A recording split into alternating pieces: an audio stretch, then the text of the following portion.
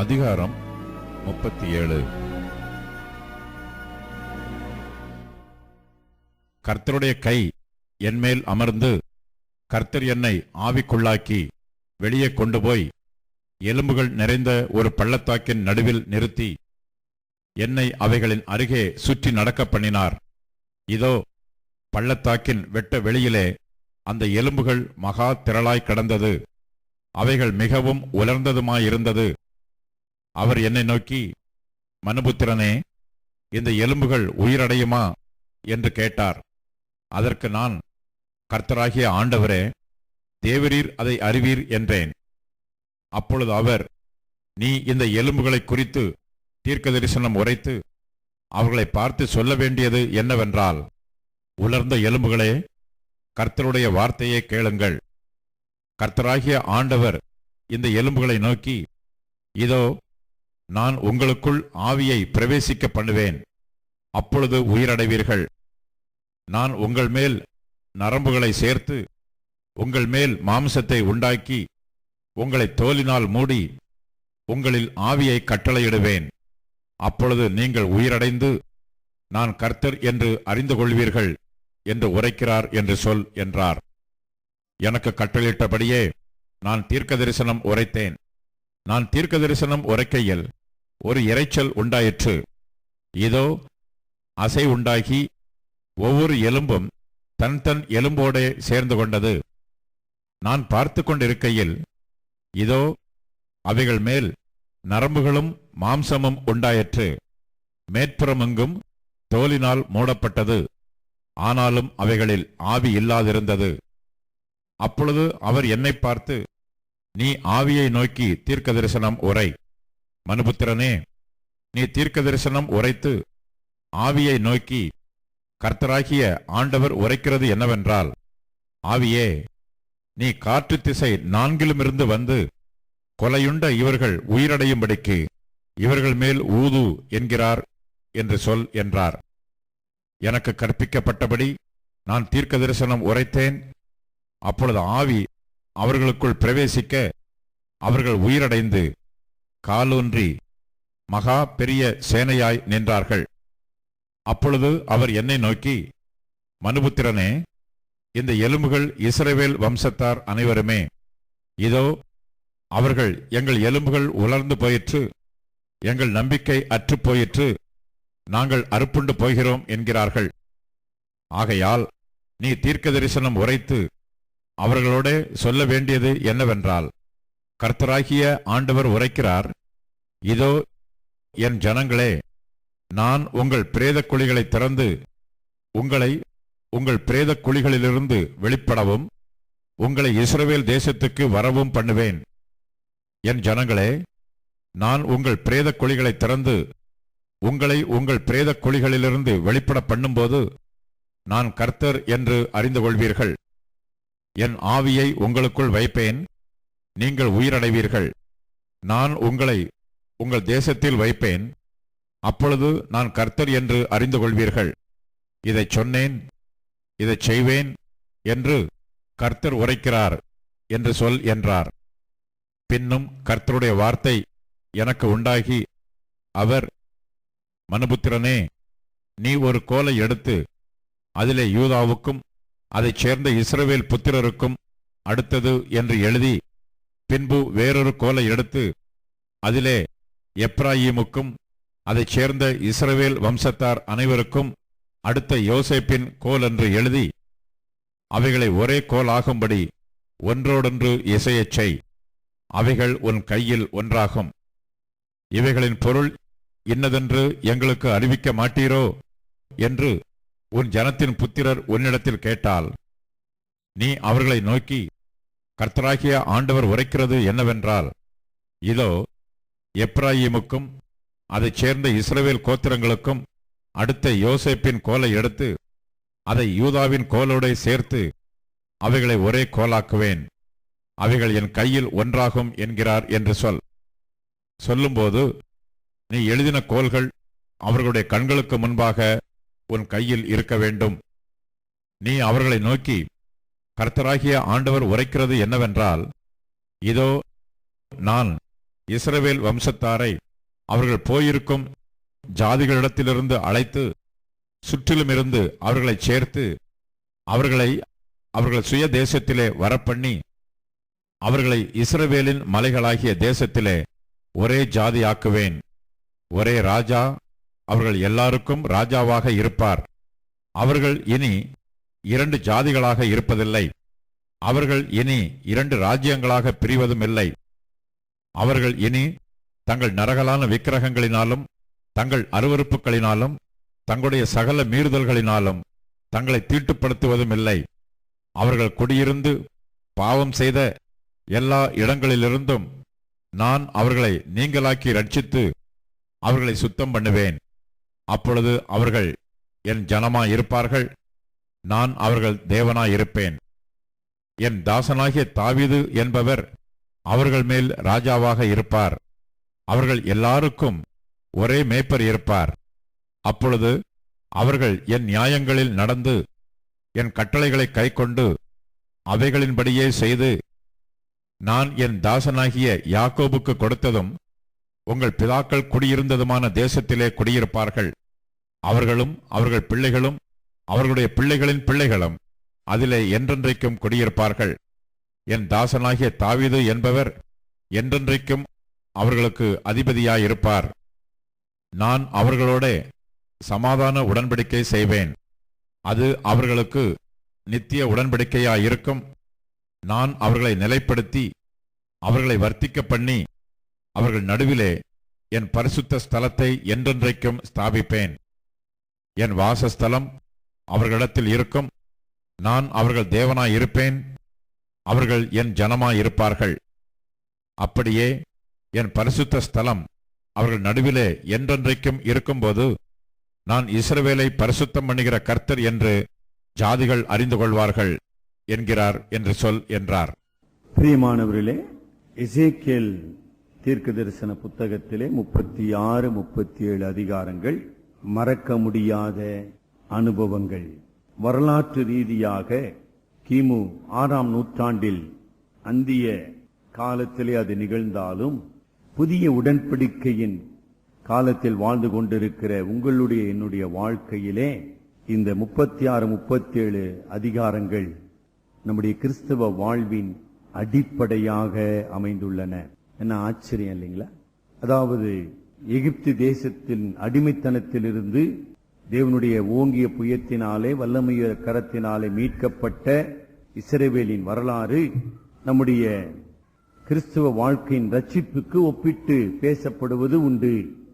1 கொரிந்தியர் 10ஆம் அதிகாரத்தில் பவுல் அந்த முன் உதாரணத்தை பயன்படுத்துகிறார். திருஷ்டாந்தமாக என்கிற பதத்தை பயன்படுத்தி நமக்கு இஸ்ரவேலின் மக்களுடைய வரலாற்று நிகழ்ச்சியை கிறிஸ்தவ திருச்சபை மக்களின் வாழ்வின் அனுபவமாக பவுல் குறிப்பிடுகின்றார். அதே வண்ணமாக எசேக்கியேல் 36, 37ஆம் அதிகாரம் ஒரு விசுவாசினுடைய வாழ்க்கையிலே மறக்க முடியாத விசுவாச அஸ்திபாரமாக அமைந்திருக்கிறது. நம்முடைய கிறிஸ்தவ வாழ்க்கையின் ஆரம்பத்தை மறுபடியுமாக நம்மை நினைவுபடுத்தி இந்த தீர்க்க தரிசனத்தின் மூலமாக இன்று நாம் கற்றுக்கொள்ளக்கூடிய தெய்வீக படிப்பினைகளை நான் பகிர்ந்து கொள்ள விரும்புகிறேன். ஒருவேளை நான் 37ஆம் அதிகாரத்தில் ஆரம்பிக்கிறேன், ஆனால் 36ஆம் அதிகாரத்தில் முடிக்க போகிறேன். காரணம், அது 2 பிரிக்கப்பட முடியாத உண்மைகள். 37ஆம் அதிகாரத்தின் அல்லது தீர்க்க தரிசனத்தின் உண்மை என்ன? எப்படி அந்த வசனம் தொடங்குகிறது? 37ஆம் அதிகாரம் 1ஆம் வசனத்தினுடைய கடைசி பகுதி. ஒருவேளை 1ஆம் வசனம் படிப்போம். கர்த்தரினை ஆவிக்குள்ளாக்கி வெளியே கொண்டு போய் நிறுத்தினார்.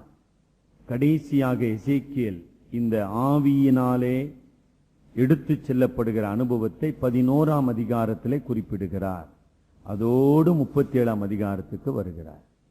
எந்த பள்ளத்தாக்கிலே கொண்டு போய் நிறுத்துகிறார்? எலும்புகள் நிறைந்த ஒரு பள்ளத்தாக்கு.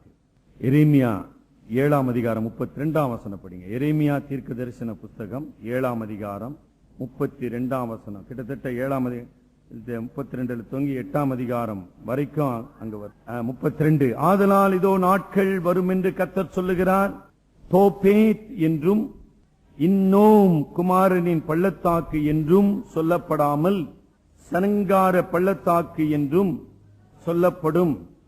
தோப்பேத்திலே இடம் கிடையாமற் போக மட்டும் சவங்களை அடக்கம் பண்ணுவார்கள். 8ஆம் அதிகாரம் 1ஆம் வசனம். எலும்புகளையும் எலும்புகளையும் எலும்புகளையும் எலும்புகளையும் எருசலேமுடைய குடிகளின் எலும்புகளையும். உங்களுக்கு முதல்ல அந்த காட்சி புரியுதா? எப்போதும் தயவு செய்து நீங்க தீர்க்க தரிசனத்தை புரிந்து கொள்ள வரும்போது வரலாற்று உண்மையை மறந்து விட்டீங்கன்னா ஒண்ணுமே டோட்டலி மிஸ்இன்டர்பிரட் தி ப்ராபசி. அந்த தவறு தயவு, அதனால்தான் மற்ற சபைகள் அந்த தவறு செய்து கொண்டு இருக்கிறாங்க. நான் ஒவ்வொரு சபை பேரும் இப்ப சொல்லி இருந்தா அதெல்லாம் ஆவற காரியம் இல்லைங்க. நல்லா புரியுதுங்களா? என்ன சார் மற்ற சார் அவங்க அந்த வரலாற்று கான்டெக்ட், ஹிஸ்டாரிக்கல் கான்டெக்டே விட்டுருவாங்க. விட்டுட்டு கர்த்தர் பேசுறார், கர்த்தர் சொன்னார், கர்த்தர் செய்யறார், இப்படியே தான் போயின்னு இருப்பாங்க. ஆனா அப்படி ஆரம்பிக்க கூடாது. அப்படி சொல்லப்படல. அது வரலாற்று பின்னணியில நிகழ்ந்தது. முதல்ல அதை நான் புரிந்து கொள்ள வேண்டும். அந்த வரலாற்று சூழ்நிலையோடு இன்றைய என்னுடைய சூழ்நிலையை நான் ஒப்பிட்டு பார்க்க வேண்டும். பிற்பாடு வரலாற்றிலே கடவுள் என்ன செய்தார் என்பதை நான் புரிந்து கொள்ள வேண்டும். இன்று என்னுடைய வாழ்க்கையிலே கர்த்தர் என்ன செய்ய விரும்புகிறார் என்பதை நான் அறிந்து கொள்ள வேண்டும். சும்மா தீர்க்க தரிசனம் சம்பந்தம் இல்லாம விஷயம் இல்லைங்க. எரேமியாவின் மூலமாக ஏறக்குறைய 50 ஆண்டுகளுக்கு முன்னதாக இந்த எசேக்கியேல் 37ஆம் அதிகாரம் பாபிலோனிய சேனைகளினாலே எருசலேம் இடிக்கப்பட்டு அழிக்கப்பட்டு எருசலேம் குடிகள் வெட்டப்பட்டு புதைப்பதற்கு ஆள் இல்லாமல் சடலங்கள் கிடத்தப்பட்டன. டிவியில காமிப்பாங்க, என்னைக்காச்ச பாருங்க. சண்டை சண்டை நடக்குது பாருங்க. ஈரோக்கில் சண்டை, அங்க சண்டை, இங்க சண்டை.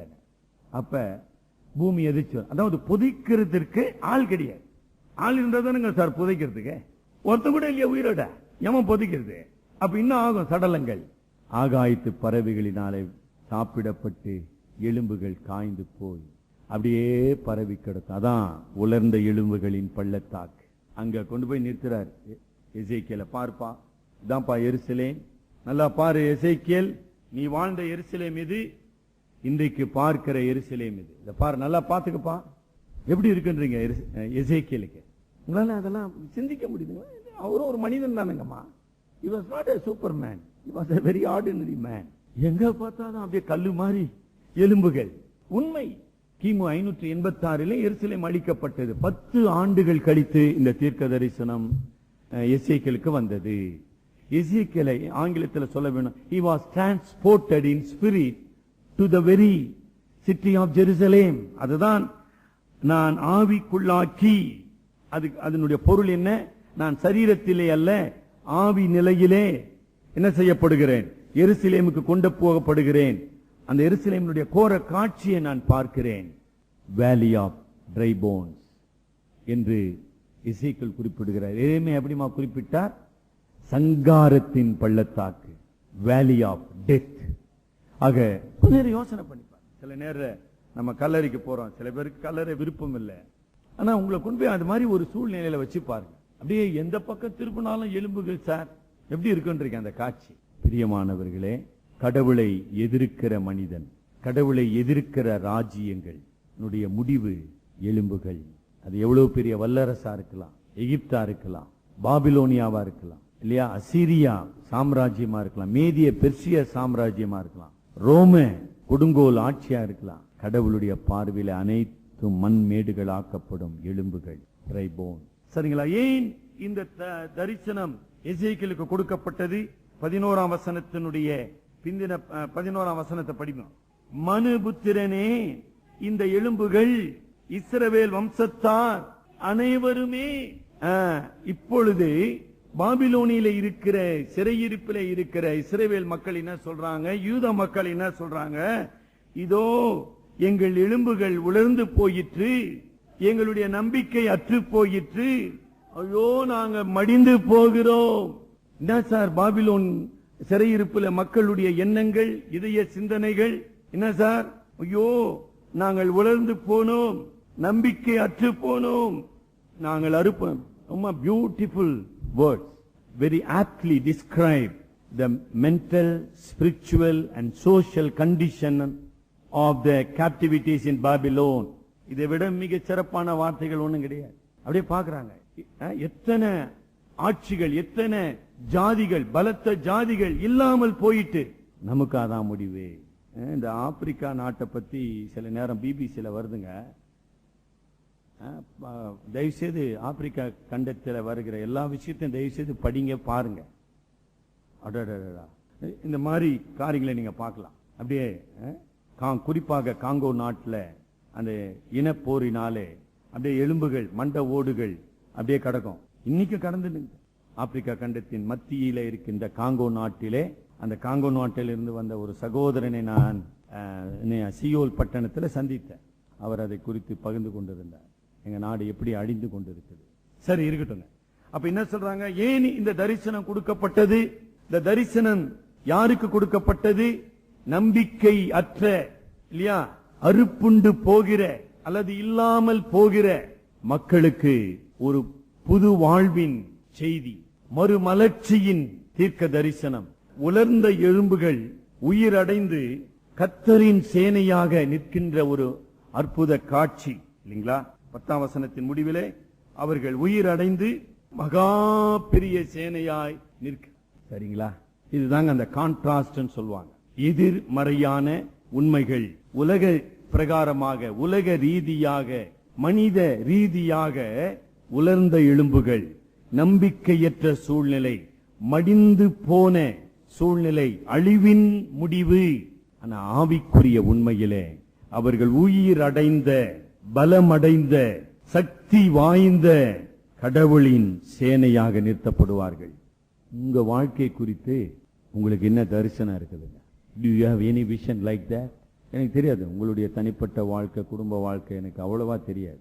உங்களுடைய ஆவிக்குரிய நிலை I cannot judge or evaluate. ஆனா இந்த காலை வேளையிலே நம்பிக்கையற்ற நிலையிலே, உலர்ந்து போன நிலையிலே, அறுப்புண்டு போகிறோம் என்று கலக்கம் அடைந்து கதறுகிற சூழ்நிலையிலே நாம் இருப்போமானால் கர்த்தருடைய செய்தி நான் என்ன அற்புதமா சொல்றார், என்ன அழகா சொல்றார், இல்லைங்களா? 5ஆம் வசனம் படிங்க. கர்த்தராகிய ஆண்டவர், இதோ நான் உங்களுக்குள் ஆவியை பிரவேசிக்க பண்ணுவேன், உயிரடைவர்கள். 14ஆம் வசனம். என் ஆவியை உங்களுக்குள் வைப்பேன், நீங்கள் உயிரடைவீர்கள், நான் உங்களை தேசத்தில் வைப்பேன், அப்பொழுது நான் கர்த்தர் என்று அறிந்து கொள்வீர்கள். இதை சொன்னேன், இதை செய்வேன். 37ஆம் அதிகாரத்தின் செய்தி என்ன? இந்த உலகத்திலே பாவத்திலே பிறந்து, பாவத்திலே வாழ்ந்து, தேவனுடைய கோபாக்கினைக்கு கீழ்ப்பட்ட மனித குலம் உலர்ந்த எலும்புகளுக்கு ஒப்பானது. That is the spiritual reality of the humanity. சரியா புரிஞ்சிடுச்சுங்களா? மனித வர்க்கத்தின் ஆவிக்குரிய உண்மை என்ன? உலர்ந்த எலும்புகள், உயிரற்ற எலும்புகள், அழிவுக்கு உரிய எலும்புகள். எனக்கு அருமையான விசுவாச சகோதர சகோதரியே, நீங்களும் நானும் அப்படிதான் இருந்தோம். அந்த உயிரற்ற நிலையில் இருந்து தேவன் நம்மை உயிர்ப்பித்தார். அப்ப ரட்சிப்பு யாருடையதுங்க? மனிதனுடையதா, கர்த்தருடையதா? இப்ப படிச்சோம் இல்லையா? நான் என் ஆவியை உங்களுக்குள் வைப்பேன். இப்ப ரட்சிப்பு யாருடையது? கர்த்தர். நீங்க ரட்சிக்கப்பட்டிருக்கீங்களா? அது உங்களுடைய தீர்மானமா? உங்களுடைய முயற்சியா? உங்களுடைய ஜெபமா? உங்களுடைய சடங்காச்சாரமா? உங்களுடைய பக்தியா? உங்களுடைய நற்கிரியையா? உங்களுடைய ஏதாச்சும் அங்க இருக்குதா? அப்ப என்ன சொல்லணுமா சாட்சி? ஐயோ சார், நான் உலர்ந்த எலும்பு சார், உலர்ந்த எலும்பு நான். ஆக அந்த உலர்ந்த எலும்புல ஏன் அந்த உலர்ந்த எலும்புன்ற வார்த்தையை ஆவியானவர் பயன்படுத்துகிறார்மா தெரியல. உங்களுக்கு எலும்பு பத்தி ஒரு உண்மை தெரியுமா உங்களுக்கு? எனக்கு கூட ரொம்ப நாள் தெரியாது, இப்பதான் தெரிஞ்சுக்கிறேன். அதாவதுமா, நம்ம எலும்பு சொல்றோம் இல்லையா, இந்த எலும்புல மூளைன்னு ஒண்ணு சொல்றோம் பாருங்க, எலும்பு இல்லையா? சில பேரு எலும்பு வாங்குறப்ப அந்த மூளை நல்ல மூளையா இருக்கிறதா சரி. மூளைன்னா இந்த மூளை இல்லைங்க, எலும்பு இல்ல இருக்கிற மூளை, அதுல தாங்க ரத்த அணுக்கள் உருவாகுதுங்க. என் பையன் ஒரு நாள் கேட்டான், அப்பா நம்ம ரத்தம் சாப்பிடலாமான்னு கேட்டான். ஐயோ சாப்பிட கூடாதுரா, ஆண்டவர் சொல்லிக்கிற ரத்தம் சார், நல்ல மூளை கட்சி சாப்பிட்டுக்கிறீங்க. You are eating the blood. புரியுதுங்களாமா? ரத்தம் உருவாகுவது இப்படிப்பட்ட எலும்புகளில் இருந்துதான். ரத்தம் சிகப்பு அணுக்கள் உருவாக்குவது அதுதான் மஜ்ஜைன்னு சொல்லுவோம். அப்ப உலர்ந்த எலும்புகள் என்றால் என்ன? உயிருக்கான எந்த அந்த சுவடும் இல்லாத நிலையிலே அழிந்து போன ஒரு நிலை. அந்த நிலையிலிருந்து தேவன் நம்மை ரட்சிக்கிறார், தேவன் நம்மை உயிர்ப்பிக்கிறார். அதுதாங்க அற்புதம். Only God's recreative power and grace could accomplish the salvation. Nothing else. உங்க வாழ்க்கையில மறக்கவே கூடாது. தேவனுடைய சிருஷ்டிக்கும் வல்லமை, தேவனுடைய கிருபையின் செயல் ரட்சிப்பு. ஆகவே நம்மை பெருமை பாராட்டுவதற்கு நம்மில் ஒன்றும் இல்லை. சரி சார், எப்படி சார் இந்த உலர்ந்த எலும்புகள் உயிரடையும்? நம்ம வாசித்த 14 வசனங்களிலே 3 உண்மைகளை ஆவியானவர் நமக்கு உணர்த்துகிறார். அல்லது தீர்க்கதரிசியை செய்ய சொல்லுகிறார், அல்லது அந்த தீர்க்க தரிசனத்திலே ஆவியானவருடைய செயல் நமக்கு வெளிப்படுகிறது. Everything is a work of the Holy Spirit. சரிங்களா? முதலாவது செயல் என்னமா? 4வது வசனம் என்னவென்றால், உலர்ந்த எலும்புகளே கர்த்தருடைய வார்த்தையை கேளுங்கள். அப்பொழுது ஒரு மனிதனுக்குள்ளே விசுவாசம், ஒரு மனிதனுக்குள்ளே மனம் திரும்புதல், ஒரு மனிதனுக்குள்ளே ரட்சிப்பு, ஒரு மனிதனுக்குள்ளே பாவ மன்னிப்பு எப்படி சார் வரும்? உலர்ந்த எலும்புகளே கர்த்தருடைய வார்த்தையை கேளுங்கள். ஏன் பிரசங்கம் பண்றோம்னு புரியுதா உங்களுக்கு? ஏன் உலகம் எங்கும் போய் சுவிசேஷத்தை அறிவுங்கள் என்று இயேசு கட்டளையிட்டார்? புரியுதா? கர்த்தருடைய வார்த்தை மாத்திரமே உலர்ந்த எலும்புகளை, உயிரற்ற மனிதர்களை உயிர் பெறச் செய்யும், சிருஷ்டிக்கும் வல்லமையுடையது. கர்த்தருடைய வார்த்தை தண்ணீர் தானே வல்லமையுடையது. அதுக்கு யாரும் வல்லமை கொடுக்கணும்னு அவசியம் இல்லைங்க. சரி, பேசுகிற செய்தியாளன் இடத்துல வல்லமை கிடையாது. எசேக்கியேல் கிட்ட ஏதாச்சும் வல்லமை இருக்குதா? எசேக்கியேல் கிட்ட இருக்குது. எசேக்கியேல் is a speaker. He doesn't have any power. But the word of God has a inherent power. சரியாக புரிந்து கொள்ள வேண்டும். இதெல்லாம் இந்த அடிப்படை இல்லாதனால தான் பெந்தகோஸ்து சபையில நீங்க ரட்சிக்கப்பட்டப்பா ஆவி இல்லைன்றாங்க. ஆவி இல்லாம ஒரு மனிதன் ரட்சிக்கப்பட முடியும்ன்றாங்க. எவ்வளவு குழப்பம் பாருங்க. ஆவி இல்லாம ஒருத்தன் ரட்சிக்க, இப்பதானே சொன்னோம், உலர்ந்த எலும்பா இருக்குதுங்க உடம்பு மனிதனுடைய நிலை. அவன் எப்படிங்க உயிர் அடைவான்? அப்போ ஒரு பெந்தகோஸ்து போதினில் இவ்வளோ பெரிய பெந்தகோஸ்து சபைகள், அதுக்கு ஆயிரக்கணக்கான கூட்டம், அதுக்கு பெரிய பெரிய போதகர் இல்ல, ப்ராஃபட்ஸ் அண்ட் அப்போஸ்தலர்ஸ் தான் அதனுடைய தலைவர்கள். இதான் பிரசங்கம் பண்றாங்க. ஒருத்தன் பரிசுத்த ஆவி இல்லாம ரட்சிக்கப்பட முடியும்? தலையே வெடிக்கிற விஷயங்க அது. தயவுசெய்து உங்களோடு பேச, உங்களுக்கு ஏதாச்சும் கேள்விகள் இருக்குமானால் உங்களோடு நான் பேச விரும்புகிறேன். அதனால தான் சொன்னேன், எசேக்கியேல் 36, 37 அதிகாரம் ஆணித்தரமான ஒரு விஷயம். கர்த்தருடைய ஆவியானவர் இன்றி ஒரு மனிதனும் இந்த ஆவிக்குரிய உயிரை, ஆவிக்குரிய பிறப்பை, ஆவிக்குரிய உயிர் மீட்சியை அவன் என்ன பண்ணவே முடியாதுங்க, பெறவே முடியாது. எபேசியர் 4ஆம் அதிகாரம் 4ஆம் வசனம், எபேசியர் 2:4-5. தேவனோ இரக்கத்தில் ஐஸ்வர்யம் உள்ளவராய் நம்மில் அன்பு கூர்ந்த தம்முடைய மிகுந்த அன்பினாலே அக்கிரமங்களில் மரித்தவர்களாயிருந்த நம்மை கிறிஸ்துவுடனே கூட பரிசுத்த ஆவியின் மூலமாக உயிர்ப்பித்தார். கிருபையினாலே ரட்சிக்கப்பட்டீர்கள். 9வது வசனம், ஒருவரும் பெருமை பாராட்டாத படிக்கு இது கிரியன். சார் நான் கொஞ்சம் பாவ அறிக்கை செய்தேன் சார், முட்டி போட்டேன் 3 மணி நேரங்க அந்த தெருவிலேயே முட்டி போட்டுங்க, மாதா கிட்ட வேண்டிக்கிட்டீங்கன்னா அதனால அப்படியே போச்சுங்க ஒரு வழியா பாவம் அப்படிங்களாங்க. சார் 1 வாரம் உபவாசம் சார், அவன் நடந்துக்கிறான் இங்க இருந்து வேளாங்கண்ணிக்கு. இதெல்லாம் எங்க எந்த வேதத்தில் இருக்குது, எந்த பாரம்பரியத்தில் இருக்குது? அவன் காவடி தூக்கி நடக்கிற மாதிரி இவனுங்க காவி போட்டு நடந்துக்கிறானுங்க. உன்னை யார்ப்பா நடக்க சொன்னா, உன்னை யார்ப்பா பொருளை சொன்னா, உன்னை யார்ப்பா முட்டி போட? Who called you to do that? நீதான் செத்து போன உலர்ந்த எலும்பாச்சப்பா. கத்தோலிக்கம் சொல்றோம். அந்த கத்தோலிக்கம் நீர் தேவனுடைய சத்தியத்துக்கு விரோதமாக செயல்படுகிற ஒரு மதம். ஆனா நீங்க ரோட்ல போறன கேளு, என்ன சார் இன்னைக்கு ஸ்பீக்கர் போடுறான், கிறிஸ்டின் மாதா பண்டிகை சார், கிறிஸ்டின் சார், அது கிறிஸ்டின், அது கிறிஸ்டினா? அதுவா கிறிஸ்டின்? எதுங்க கிறிஸ்டின்? எப்படி ஆயிடுச்சு பாத்தீங்களா சூழ்நிலை? ஏன் நீங்கள நானும் பேசுறதே கிடையாது. எங்க இங்க பாட முடியல, பாட்டு கிடையாது, பாட்டு புத்தகம் கிடையாது, ஒண்ணும் கிடையாது. அது நம்ம போது சார் தேர் எல்லாம் பாரு, வெடி சாரா வான வேடிக்கை சார். எங்க போய் நின்னுச்சு பாத்தீங்களா கிறிஸ்தவம்? எனக்கு அருமையானவர்களே, உலர்ந்த எலும்புகள் உயிரடையுமா? உலர்ந்த எலும்புகளே கர்த்தருடைய வார்த்தையை கேளுங்கள். என்னப்பா கர்த்தருடைய வார்த்தை? வருத்தப்பட்டு பாரம் சுமக்கிறவளே நீ என்னிடத்திலே வா, நான் உனக்கு இளைப்பாறுதல் தருவேன். என்னப்பா கர்த்தருடைய வார்த்தை? தன் பாவங்களை மறைக்கிறவன் வாழ்வடைய மாட்டான், அவைகளை அறிக்கை செய்து விட்டு விடுகிறவன் இரக்கம் பெறுவான். கர்த்தருடைய வார்த்தையை கேள். என்ன சார் கர்த்தருடைய வார்த்தை? நான் பாவம் செய்யவில்லை என்போமானால் பொய் சொல்லுகிறவர்களாக இருப்போம். நாம் நம்முடைய பாவங்களை அறிக்கையிட்டால், நம்முடைய பாவங்களை மன்னித்து நம்முடைய அக்கிரமத்தை நீக்கி நம்மை சுத்திகரிக்க இயேசு கிறிஸ்து உண்மையும் நீதியும் உள்ளவராயிருக்கிறார். கர்த்தருடைய வார்த்தையை. இரண்டாவது, எப்படி சார் உயிரடையும்? 9ஆம் வசனம் படிங்க. கர்த்தராகிய ஆண்டவர் உரைக்கிறது என்னவென்றால், ஆவியே, நான்கிலும் இருந்து கொலையுண்ட இவர்கள் உயிரடையும்படிக்கு இவர்கள் மேல் ஊது என்கிறார். இந்த 14 வசனங்களிலே பரிசுத்த ஆவியானவரை குறித்து 3 பதங்கள் பயன்படுத்தப்பட்டுள்ளன. Breath, wind and spirit.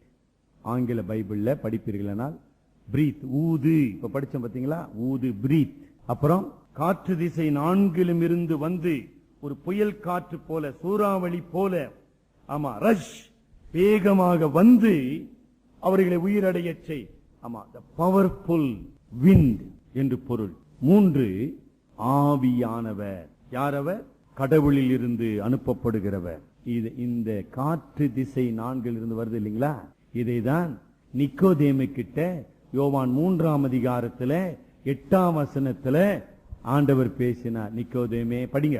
இஸ்ரவேலின் போதகனாய் இருக்கிறியப்பா, ஒருவன் ஆவியினாலே பிறவாவிட்டால் அவன் எப்படி பரலோக ராஜ்யத்திலே பிரவேசிப்பான்? பாத்தீங்களா? 8ஆம் வசனம் படிங்க. 3:8.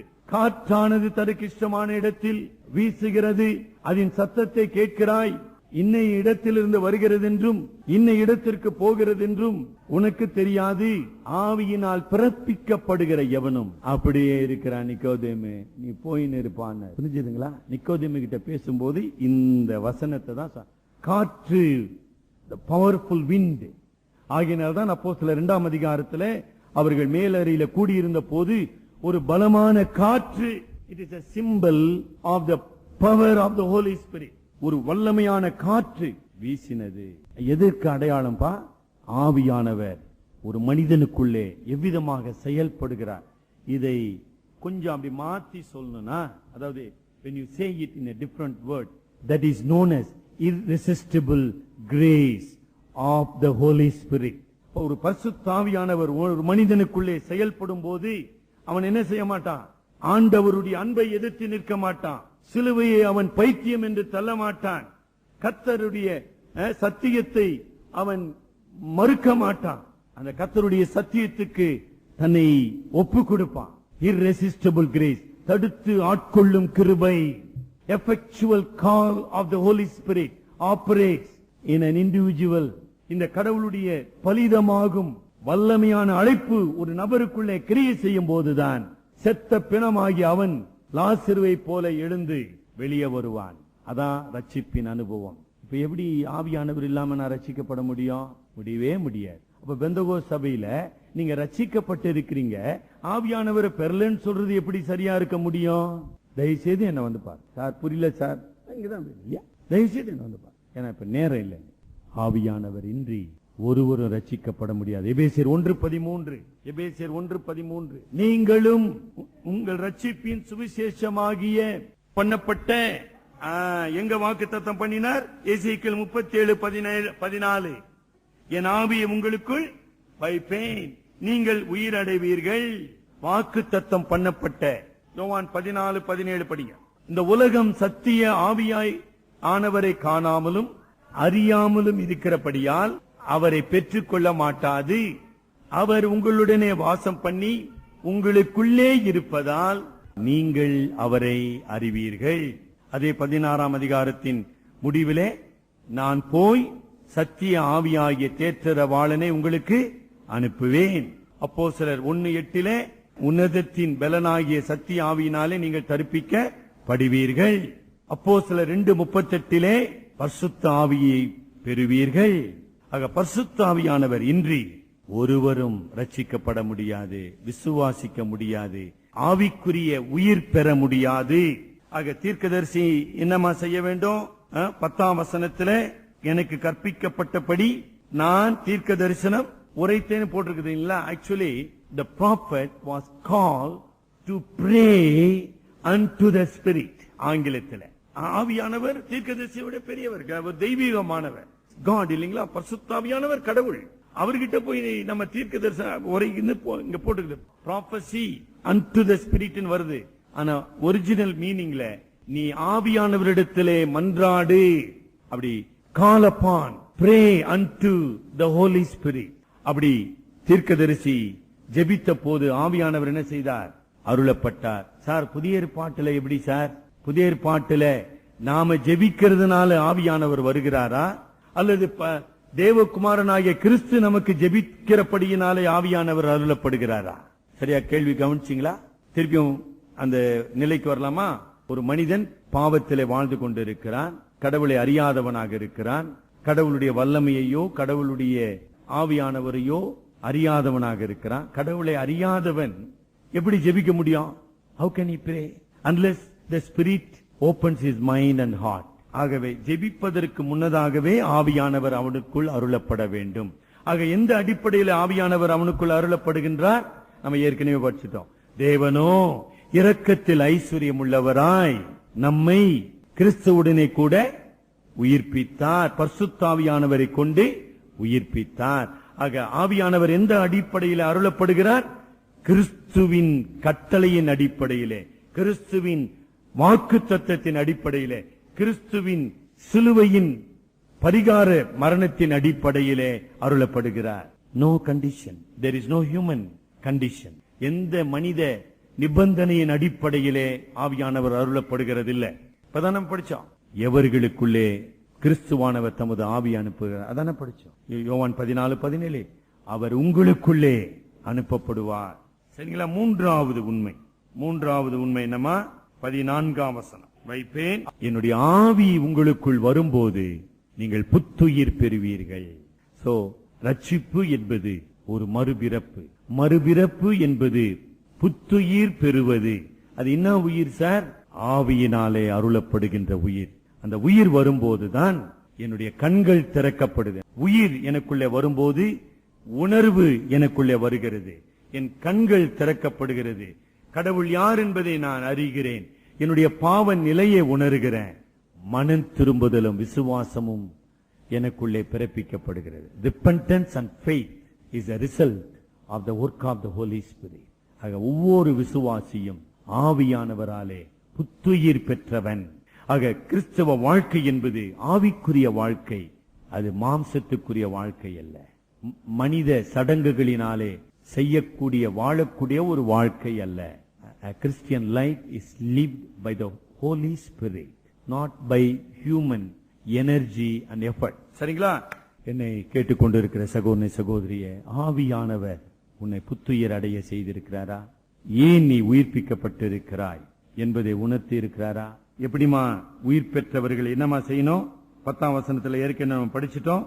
அவர்கள் உயிரடைந்து காலூன்றி, நம்ம ஏற்கனவே படித்திருக்கிறோம், மாம்சம் என்கிற சத்துரு, உலகம் என்கிற பயங்கரமான சத்துரு, சாத்தான் என்கிற கொடிய சத்துரு, சத்துருக்களை எதிர்த்து போராடுகிற ஒரு போர் வீரனாக கடவுள் என்னை நிறுத்தி இருக்கிறார். என்ன அற்புதமான ஒரு உண்மை. எதற்காக ஆவியானவர் அருளப்படுகின்றார்? சார் அப்படியே பொழுது போக்கத்துக்கு sir? No no, not for that. ஆவியானவர் நான் அனுபவிப்பதற்கு மாத்திரமல்ல, அல்லது நான் சந்தோஷப்படுவதற்கு மாத்திரம். அதெல்லாம் உண்மை, சந்தோஷப்படுறது உண்மை, கடவுளுடைய ஆவியானவரின் பலனை அனுபவிப்பது உண்மை. ஆனா அதற்காக அல்ல, அவருடைய சேனையாக நான் நல்ல போராட்டத்தை போராட வேண்டும். நேற்று மாலை செய்தியில நான் சொன்னேன், வினாடிக்கு வினாடி நான் போராடி கொண்டிருக்கிறேன். எப்படி என் சரீரத்தில் உள்ள வெள்ள அணுக்கள் சரீரத்தை தாக்குகிற நோய் கிருமிகளோடு போராடி கொண்டிருக்குது. எந்த அளவுக்கு நான் போராடுகிறேனோ அந்த அளவுக்கு நான் நோயிலிருந்து காப்பாற்றப்படுகிறேன். அப்ப நோயுற்றவன் என்றால் பொருள் என்ன? We have lost the resisting power over the disease. நம்மை தாக்குகிற நோய் கிருமிகளை எதிர்த்து நிற்கக்கூடிய சக்தியை இழந்து போனவன் தான் நோயுற்றவனாக மாறப்படுகிறான். ஒரு விசுவாசி சேனையாக திகழ வேண்டும். அப்ப ரட்சிப்பு என்றால் என்ன? புத்துயிர் பெறுவது. எப்படி புத்துயிர் எனக்குள்ளே வந்தது? கடவுளுடைய சிருஷ்டிக்கும் வல்லமையின் வார்த்தை, உயிர்ப்பிக்கும் பரிசுத்த ஆவியானவரின் செயல்பாடு எனக்குள்ளே கிரியை செய்தபடியினாலே நான் 36ஆம் அதிகாரத்தோடு முடிக்கிறேன்னு சொன்னேன். 36ஆம் அதிகாரத்துல இப்படி உயிர்ப்பிக்கப்பட்ட மக்களை பார்த்துதான் 36ஆம் அதிகாரம் 28ஆம் வசனத்தினுடைய கடைசி பகுதி படிங்க. 36 நீங்கள் என் ஜனமாயிருப்பீர்கள். செத்துப்போன மனிதர்களை அல்ல, உலர்ந்த எலும்புகளை அல்ல, உயிரற்ற எலும்புகளை பார்த்து கடவுள் என் ஜனம்னு சொல்ல, உயிர் பெற்ற எலும்புகள், உயிர் அடைந்த எலும்புகள், எலும்புகள் அல்ல, உயிரடைந்த சேனை. Is a new covenant. இந்த புதிய உடன்படிக்கையின் மக்களாக அவர்கள் இந்த உலகத்திலே வாழ்வார்கள். அந்த புதிய உடன்படிக்கையின் ஆசீர்வாதங்கள் என்ன? நம்ம போன வாரம் சிந்தித்தா அதை நான் நினைவுபடுத்துகிறேன். என்னமா புதிய உடன்படிக்கையின் ஆசீர்வாதம்? 26வது வசனம். புதிய இருதயம், ஆவியானவராலே உயிர்ப்பிக்கப்பட்ட இருதயம், sensitive heart, sensitiveness to God and to the sin. ரொம்ப முக்கியம். கடவுளை பற்றிய உணர்வு, அதே நேரத்தில் பாவத்தை பற்றிய உணர்வோடு வாழுகிற ஒரு இருதயம். சரிங்களா? தேவனுடைய ஆசீர்வாதம். 2:25ஆம் வசனமா, a cleansing water. It is a process. ரட்சிக்கப்பட்ட ஒவ்வொரு விசுவாசியும் தொடர்ந்து திருவசனமாகிய சுத்தமான ஜலத்தினாலே அவன் கழுவப்படுகிறான், கழுவப்பட்டு கொண்டே இருக்க வேண்டும். கர்த்தருடைய வசனம் என்னை கழுவுகிறது. 1 யோவான் 1:7 படி இயேசு கிறிஸ்துவின் ரத்தம் சகல பாவங்களிலிருந்து என்னை கழுவுகிறது. கழுவப்படுகிற ஆசீர்வாதம். மூன்றாவது நம்ம ஏற்கனவே படிச்சுட்டோம். மூன்றாவது 27ஆம் வசனமா, இங்க வந்து indwelling presence of the Holy Spirit. Beautiful. The new covenantal blessings. இதெல்லாம் பழைய ஏற்பாட்டு விசுவாசிகளுக்கு கொடுக்கப்படலாமா? உங்களுக்கு எனக்கும் இயேசு கிறிஸ்துவாகிய மத்தியஸ்தர் மூலமாக இன்றைக்கு அருளப்படுகிறது. The indwelling presence, power, empowering spirit which enables us to overcome the world. இந்த உலகத்தினுடைய சகல போராட்டங்களையும் சோதனைகளையும் வெற்றி கொள்ள செய்கிற ஆவியானவரின் பிரசனம். நான்காவது, அதே 27ஆம் வசனம் கடைசி பகுதி, என் கட்டளைகளில் நடக்கவும் என் நியாயங்களை கைக்கொள்ளவும், அதை சுருக்க சொல்லணும்னா an obedient life. கர்த்தருடைய வார்த்தைக்கு, கட்டளைக்கு, பிரமாணங்களுக்கு கீழ்ப்படுகிற ஒரு வாழ்க்கை. இதெல்லாம் ஒவ்வொரு ரட்சிக்கப்பட்ட விசுவாசியிலும் காணப்பட வேண்டிய பண்புகள். ஆகவே நாம் மறுபரிசீலனை செய்ய வேண்டும். ஐந்தாவது உண்மை என்னமா? ஐந்தாவது உண்மை 35வது வசனம், பாழாய் கிடந்த தேசம் ஏதேன் தோட்டத்தை போல ஆயிற்று. அப்புறம் அவாந்தரமும் ஆளும் நிர்மூலமாயிருந்த பட்டணங்கள், அழிவு இருந்த இடத்துல வாழ்வு மலருகின்ற வாழ்க்கை, ரெஸ்டோரேஷன், மறுமலர்ச்சி. பியூட்டிஃபுல். ஆக ஒரு புது உடன்படிக்கையின் விசுவாசிகளாக இந்த 5 மகத்துவமான ஆசீர்வாதங்களுக்குள்ளாக ஆவியானவர் நம்மை கொண்டு வந்திருக்கிறார்.